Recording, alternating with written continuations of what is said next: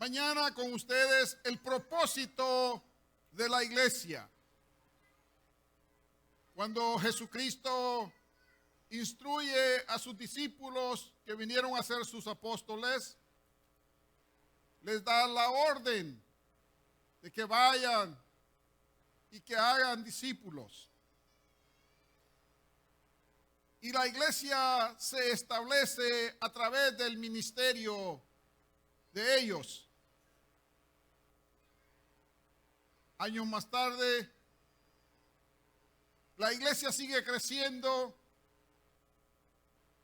y continúa creciendo en nuestro tiempo. Pero no debemos de perder el objetivo y el propósito por cual la iglesia de nuestro Señor Jesucristo está en esta tierra. ¿Cuál es el propósito nuestro de ser parte del reino de nuestro Señor Jesucristo? ¿Cuál es el papel que yo debo desempeñar dentro del cuerpo de la iglesia de Jesucristo? ¿Qué es lo que Cristo quiere que yo haga para su obra aquí en la tierra?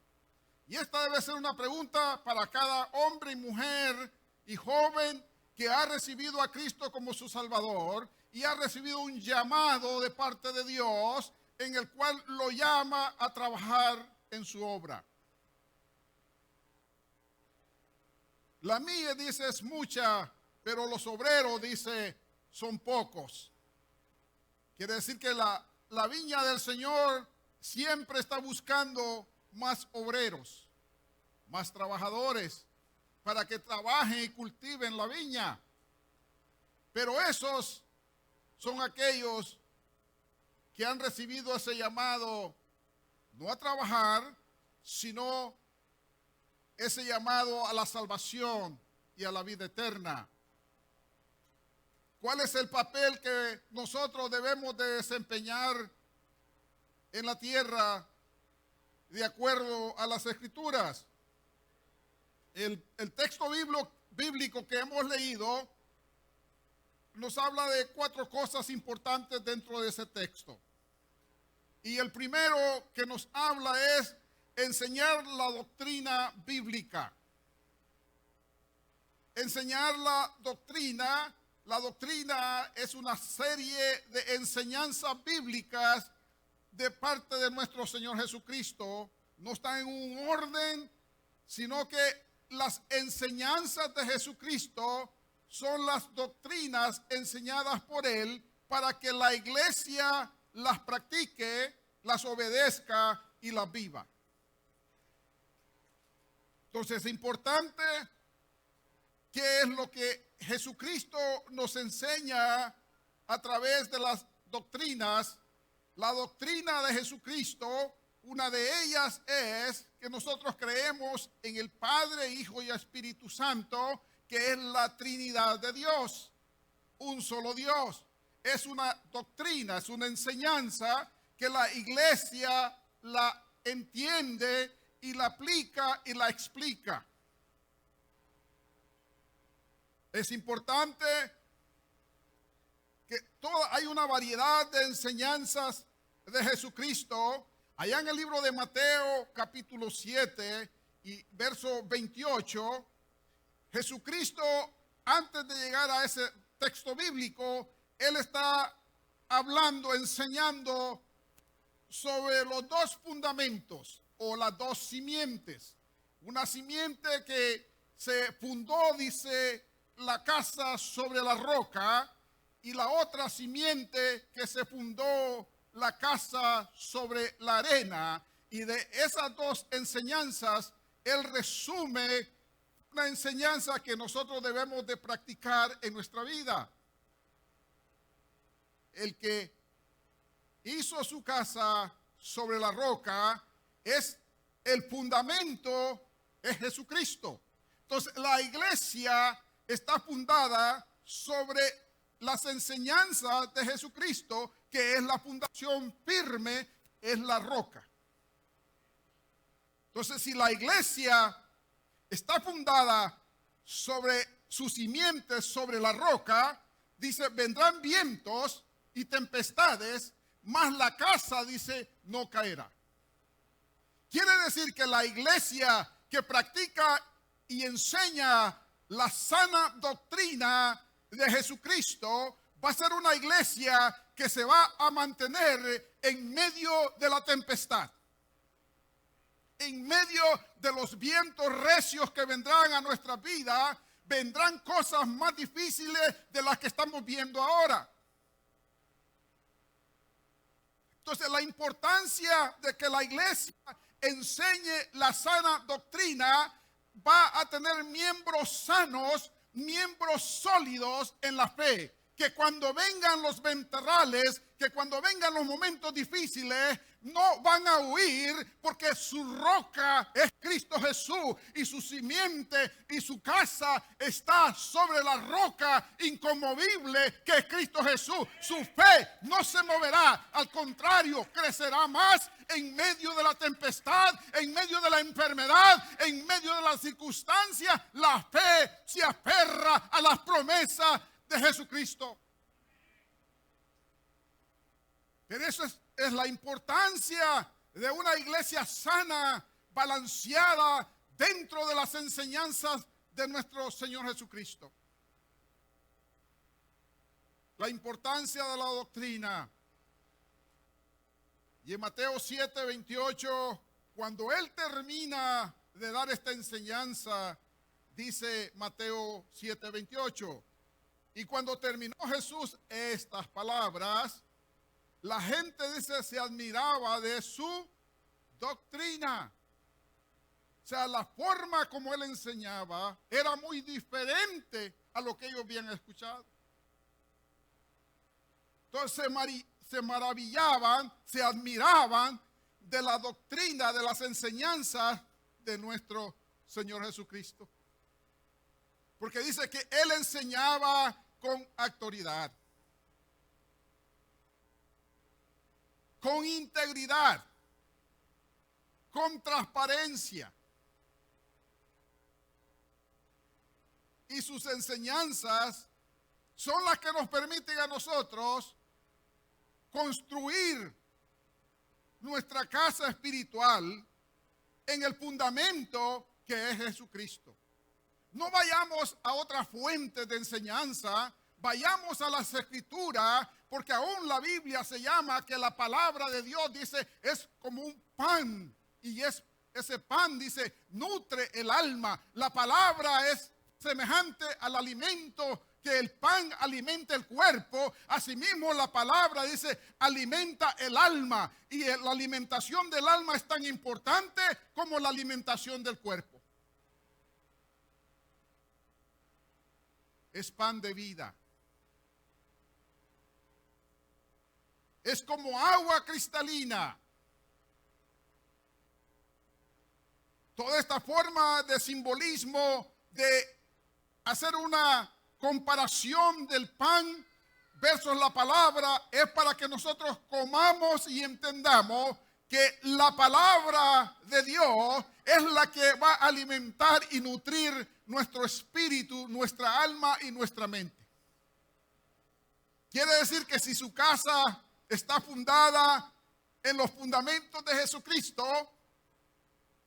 cuando aparezcan los falsos maestros y los falsos profetas, no correrán detrás de ellos, sino que podrán identificarlos y decir, ese es un falso maestro, ese es un falso profeta, porque la Biblia me enseña algo diferente de lo que ellos están diciendo.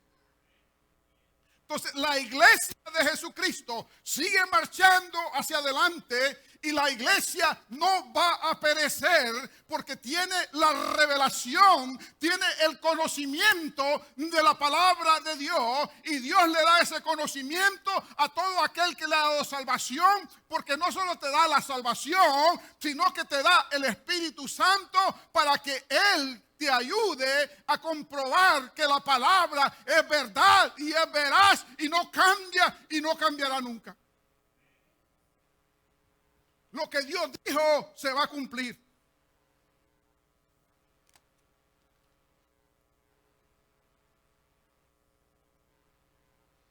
Pablo enseñándole a los romanos sobre las doctrinas, les dice en su introducción, les dice, pecaremos porque no estamos bajo la ley, sino que estamos bajo la gracia. Y él dice, de ninguna manera. Y hace la introducción y la enseñanza sobre la ley y sobre la gracia. Y al final de esa enseñanza, en el capítulo 6, verso 17, en Romano, dice la Escritura. Pero dice, gracias a Dios, hablando Pablo, que aunque eras esclavo del pecado, esa era nuestra condición. Antes de que Cristo nos diera salvación. Dice, eras esclavo del pecado, pero dice, habéis obedecido de corazón aquella forma de doctrina a la cual fuisteis entregados. La palabra de Dios, las enseñanzas de Jesucristo. Nuestra condición era de esclavo. Y si nosotros sabemos lo que era un esclavo en el tiempo antiguo, el esclavo no tenía voz, no tenía voto, no tenía derecho, solo trabajaba, dormía, se alimentaba y volvía a trabajar y no tenía voz. Solo seguía las órdenes de su amo. Y dice, así éramos nosotros cuando estábamos bajo la esclavitud del pecado. Éramos esclavos, trabajábamos, vivíamos bajo la esclavitud del pecado.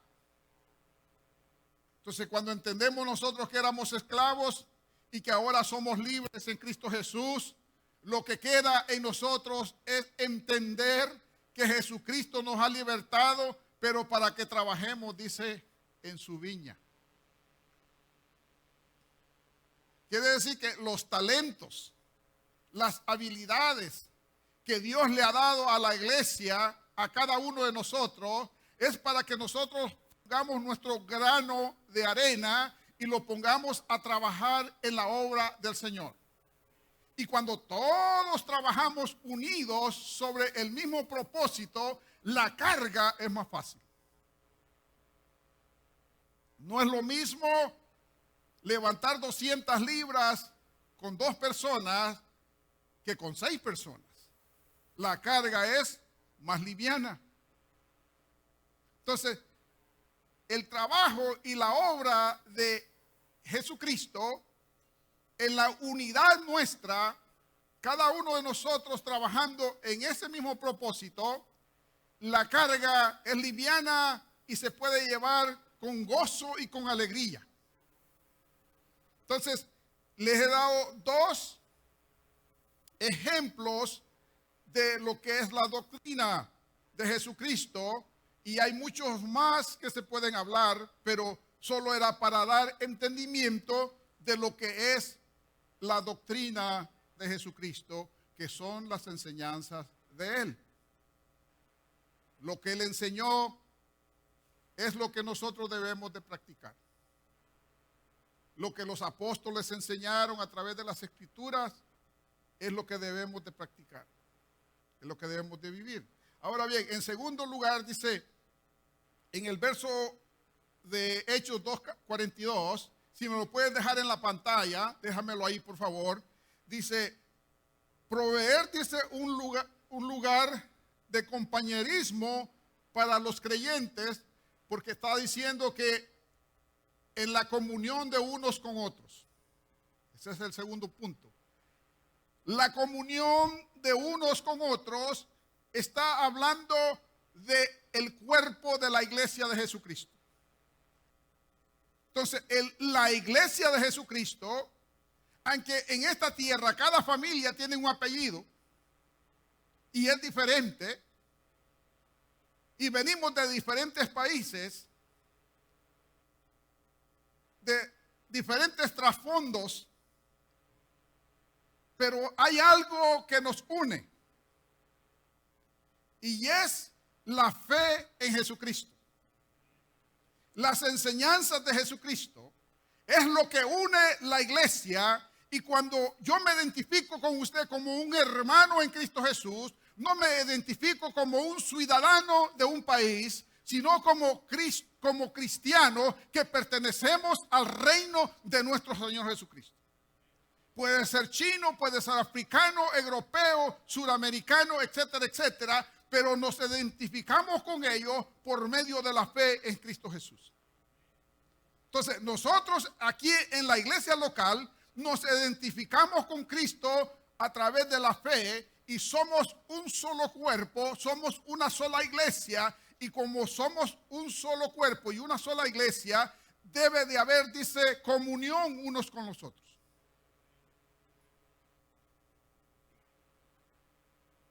Deberíamos de esforzarnos a mantener la comunión unos con los otros.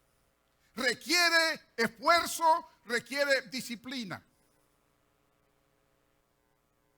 Algunos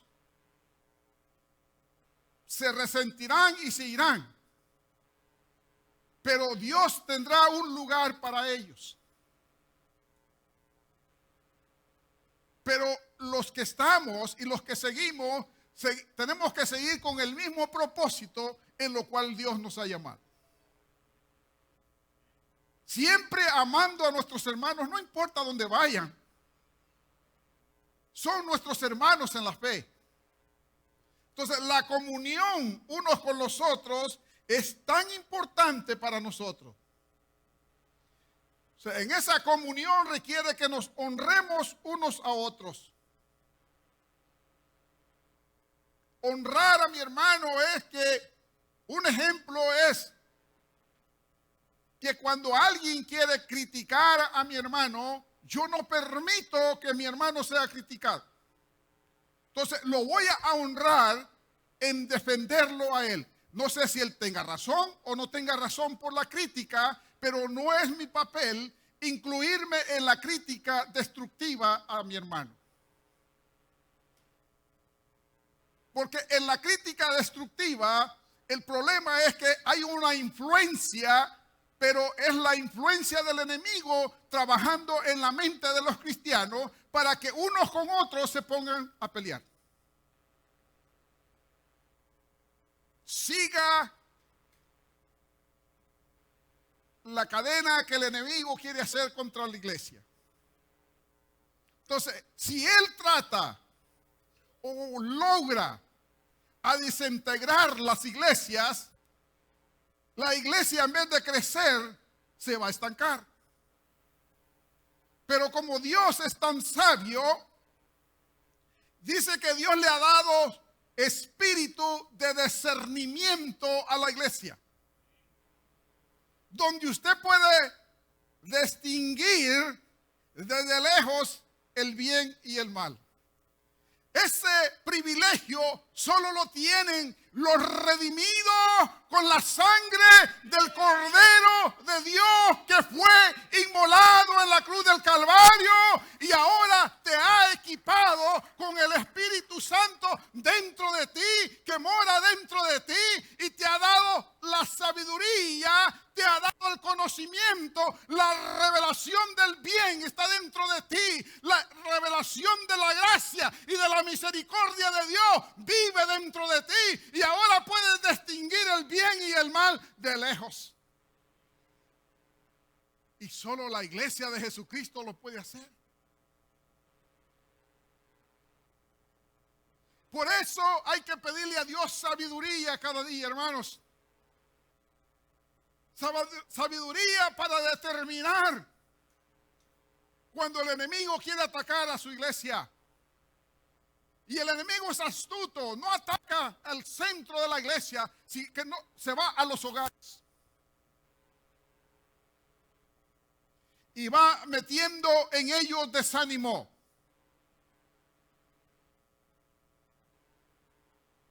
Y cuando el desánimo viene, hay un decaimiento de voluntad espiritual que no tenemos fuerza para levantar nuestras manos y adorar a Cristo Jesús. Entonces hay un decaimiento, hay un enfriamiento espiritual en las personas que se van alejando de la presencia de Dios, se van alejando del cuerpo de la iglesia de Jesucristo, y eso es exactamente lo que el enemigo quiere hacer, llevarlos a la destrucción. Pero usted y yo hemos entendido que el único camino que nos llevará al éxito de la vida espiritual es glorificando su nombre, bendiciendo su nombre, reuniéndolos como un pueblo que ha entendido que usted ha sido llamado por gracia y dará por gracia la alabanza a nuestro Señor Jesucristo.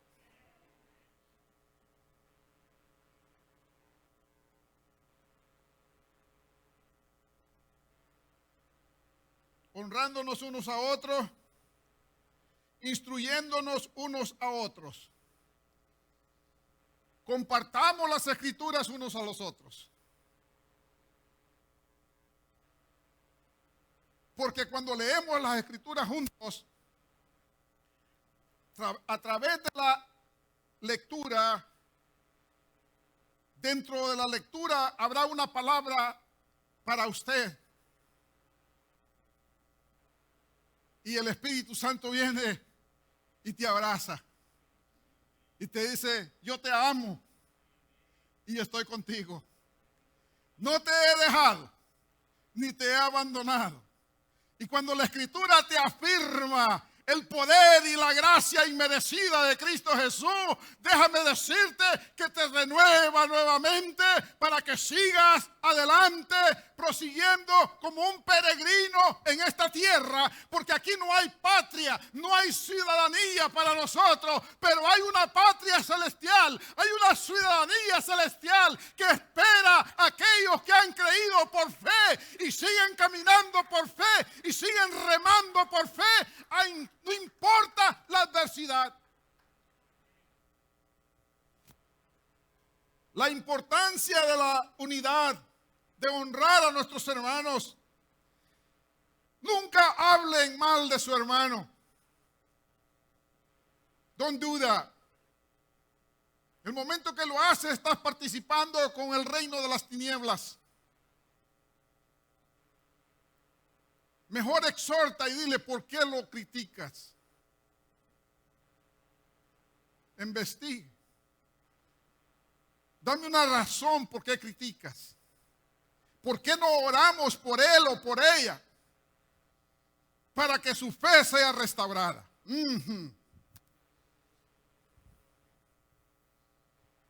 La importancia de unirnos unos a otros, dice ser benignos y misericordiosos unos con otros. La misericordia que Cristo tuvo para con nosotros fue tan grande que dice que Él veía las multitudes y cuando las veía sentía compasión por ellas. Tenía misericordia de las multitudes. Y así debe de ser nuestro espíritu. Un espíritu compasivo por las almas. Un espíritu compasivo por mi hermano y mi hermana. Un espíritu que orará, intercederá por la necesidad de mi hermano, por la angustia, por lo que le abate, por lo que le está tormentando en este momento. Señor, ayúdale, levántale. Dale una claridad de mente, dale una claridad de espíritu, abrázalo, protégelo del mal y de todos estos pensamientos negativos que el enemigo quiere traer como dardos a sus corazones. Usted debe de ser un escudo para su hermano. Usted debe ser un escudo para su familia. Nunca permita que sus hijos sean ultrajados por otros. Usted como padre debe de salir adelante y defenderlos con todo lo que pueda. Asimismo son los hijos de Dios. Somos un solo pueblo, somos un solo cuerpo con diferentes funciones, pero todos nos protegemos unos a los otros.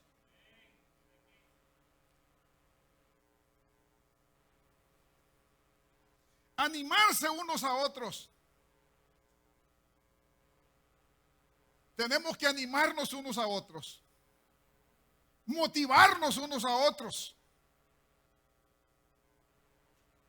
Como que esta pandemia nos ha alejado mucho de esa motivación, de esa relación juntos. Pero gloria a Dios, hermano, ya estamos saliendo. Ya como que la luz viene asomando. Ya estamos allá al final del túnel, de la oscuridad. ¿Y cómo nos hace falta estar juntos, hermanos? ¿No le hace falta a usted estar con sus hermanos? Aunque sea disfrutando un café negro, así como me gusta a mí, sin azúcar y sin leche, negro.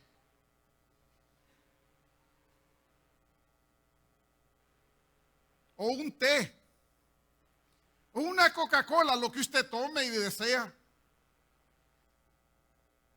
Pero eso es bueno entre nosotros, hermanos. Esa es comunión unos con los otros. Y eso viene en camino nuevamente y lo vamos a volver a poner en práctica en nuestra vida. Porque la iglesia debe ser una iglesia alegre, una iglesia que se relaciona uno con los otros. Vamos a llorar cuando hay que llorar por ellos, pero vamos a darle honra y gloria cuando tienen triunfos y éxitos en su vida. Seremos parte de ellos también. Y cuando lloran, lloraremos con ellos. Esa es la iglesia de Jesús. Y 1 Juan 1:3 a 3:11 dice, 1 Juan 3:11 dice que amarnos, dice, unos a otros. Ese es un principio que nosotros debemos de practicar en nuestra comunidad de fe. Amarnos unos a otros es proteger a su hermano. Amarnos unos a otros es estar al cuidado de mi hermano. Si usted sabe que algún hermano está pasando por una situación, please, por favor, déjelo saber para ver qué podemos hacer. Entonces, el amor unos a los otros es parte de lo que Dios quiere que nosotros compartamos. Pero nosotros no podemos dar amor si no hemos recibido amor. Entonces, para que nosotros podamos tener la capacidad y la habilidad de dar amor, tenemos que primero recibir amor. Y el amor que recibimos es de Cristo Jesús. ¿Por qué? Porque Él sana las heridas del corazón.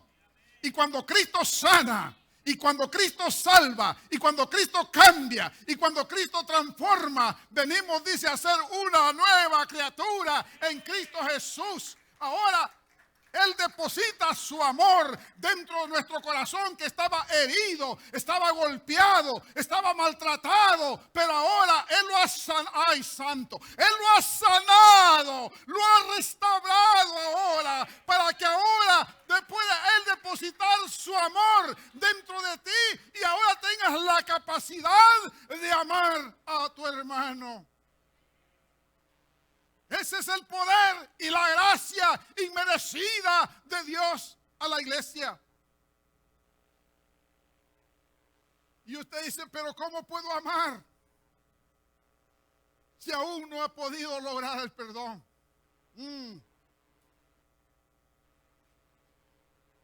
Y hablar de perdón es muy fácil, pero tragarse ese bocado es difícil.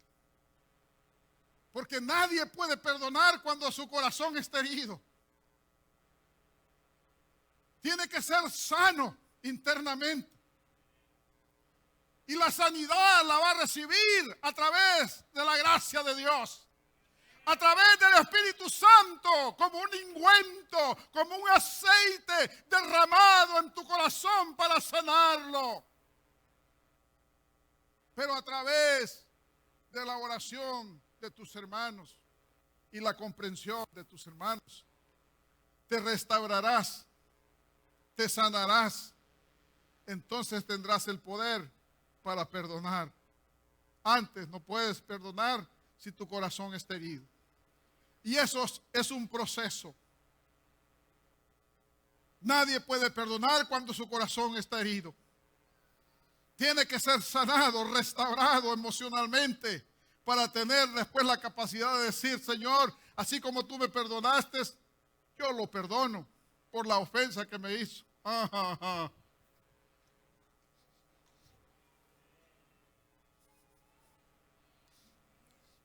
Esa es la iglesia de Jesucristo.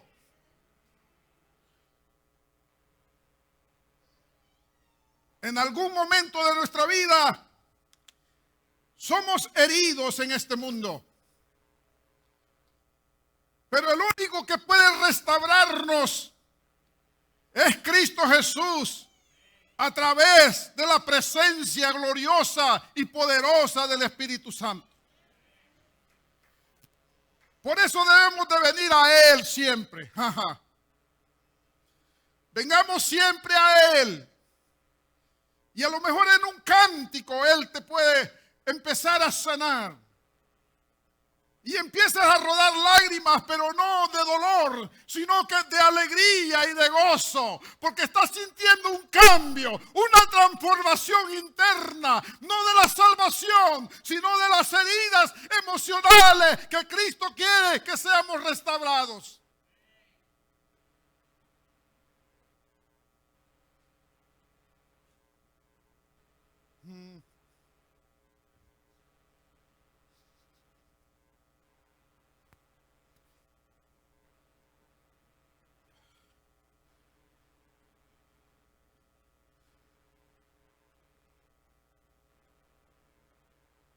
Número 3,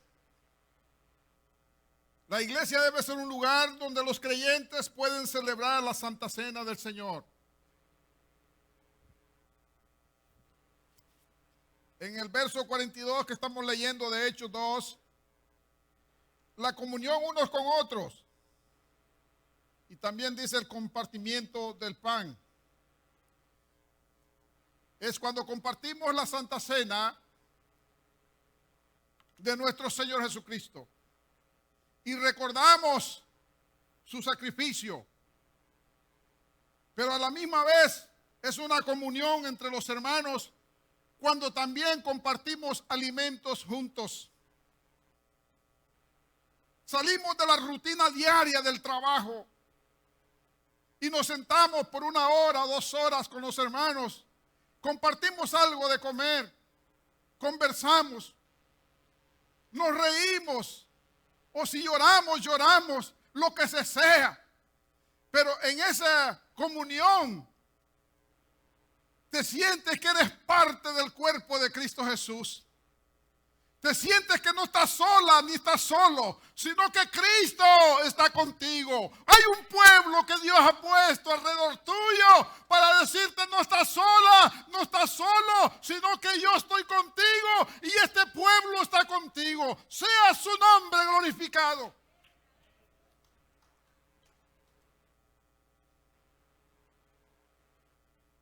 Celebrar la cena del Señor. Recordar la muerte de nuestro Señor Jesucristo. Y el verso termina diciendo, y en las oraciones. La importancia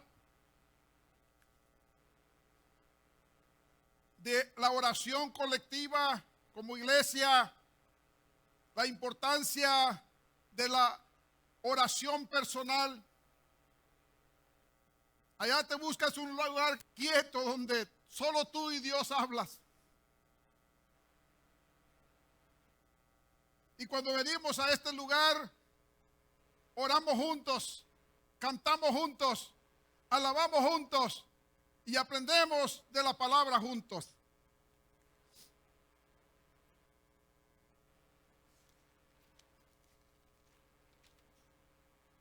La importancia de la oración. Debemos de orar juntos unos por los otros. Debemos de practicarlo en la vida diaria. Y por último, otra comisión que se le fue dada a la iglesia es proclamar el evangelio de salvación a través de nuestro Señor Jesucristo. En Mateo 28, 18, 20 lo habla y en Hechos 1, 8. La iglesia es llamada a compartir fielmente el evangelio a través de su palabra. Nosotros somos llamados a eso. La iglesia está para ser un faro de luz en medio de la oscuridad de este mundo, en la comunidad. La iglesia está tanto para promover el evangelio como para preparar a sus miembros y proclamar la salvación. Y hay mucho más que podríamos hablar de lo que es llamada la iglesia. Pero con esta parte que hemos participado, tenemos que tener un entendimiento del llamado de Cristo a nuestra vida. Que Cristo nos ha llamado con propósito. Así es que, querida iglesia del Señor, Pablo lo cierra de esta forma diciendo que la iglesia es un cuerpo y que ese cuerpo tiene manos, tiene oídos, ojos, pies, pero que cada uno, dice, tiene su propia función, y en esa función acolóquese usted dónde está su parte de su cuerpo y sírvale a Dios en esa función que Cristo le ha llamado a hacer. Y Pablo en 1 Corintios capítulo 12, solo quiero leer este verso que dice, verso 12, porque así como el cuerpo es uno y tiene, dice, muchos miembros, pero todos los miembros del cuerpo, siendo muchos, son uno solo, un solo cuerpo. Así también es Cristo, o sea, la unidad. Vea la importancia de la unidad. Dice, Cristo es uno solo con el Padre. Tienen una relación íntima entre los tres. La iglesia, dice, es como un cuerpo. Los miembros somos diferentes, pero la función del cuerpo es uno solo. Usted camina porque tiene piernas, pies. Usted levanta las manos y hace mucho trabajo con ellas. Si no las tuviera, pues se le hace más difícil la vida. Tenemos ojos para ver. Tenemos oídos para oír. Pero cada uno, dice, de su cuerpo tiene su propia función. Pues funcionemos nosotros, así como Pablo describe la unidad del cuerpo. ¿De acuerdo con eso? Puestos en pie, vamos a orar.